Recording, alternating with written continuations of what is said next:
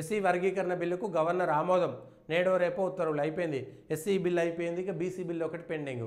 బీసీలకు సంబంధించి 42% రిజర్వేషన్ బిల్లును ఆమోదించమని చెప్పండి. గవర్నర్ ఆమోదిస్తాడా? రాష్ట్రపతికి పంపిస్తారు. రాష్ట్రపతికి పంపిస్తే ఏం చేస్తారు? దాన్ని ఏం చేయలేరు. కేంద్రం ఒప్పుకోకపోతే 42% రిజర్వేషన్ చేయలేరు. అందులో ముస్లింలకు 5% రిజర్వేషన్ కల్పించారు. ఎట్లా కల్పించారు? మళ్ళీ రాజ్యాంగం రాజ్యాంగం రాజ్యాంగం అని మాట్లాడినటువంటి మీరు రాజ్యాంగ వ్యతిరేకమైనటువంటి విధానాన్ని ఏ విధంగా అవలంబిస్తారు? రాజ్యాంగ అనుకూలమా వ్యతిరేకమా? ఒకే మాట మీద ఉండాలి కదా. మీరు 5% ముస్లింలకు రిజర్వేషన్ కల్పించడం అనేటువంటిది రాజ్యాంగ వ్యతిరేకమా కాదా?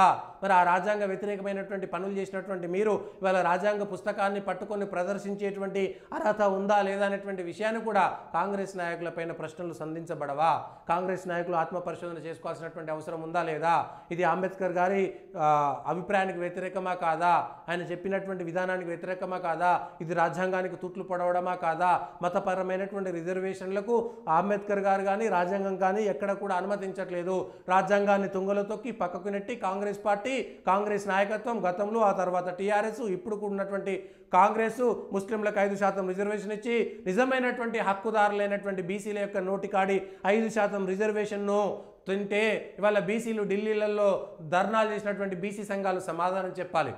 ఇవాళ బీసీ సంఘాల కోసం కొట్లాడుతున్నటువంటి వాళ్ళు సమాధానం చెప్పాల్సినటువంటి అవసరం ఉంది. మీ అవసరం కోసం మీరు ఎంత దూరం పోయినా పర్వాలేదా? మీ అవసరం కోసం ఎంత దూరం పోయినా పర్వాలేదా? ఒకసారి ఆలోచన చేయాల్సినటువంటి అవసరం ఉన్నది.